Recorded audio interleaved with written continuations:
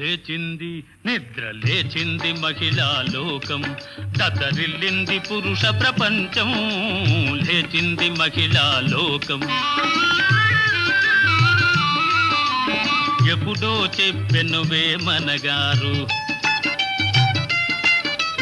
అప్పుడే చెప్పెను బ్రహ్మంగారు.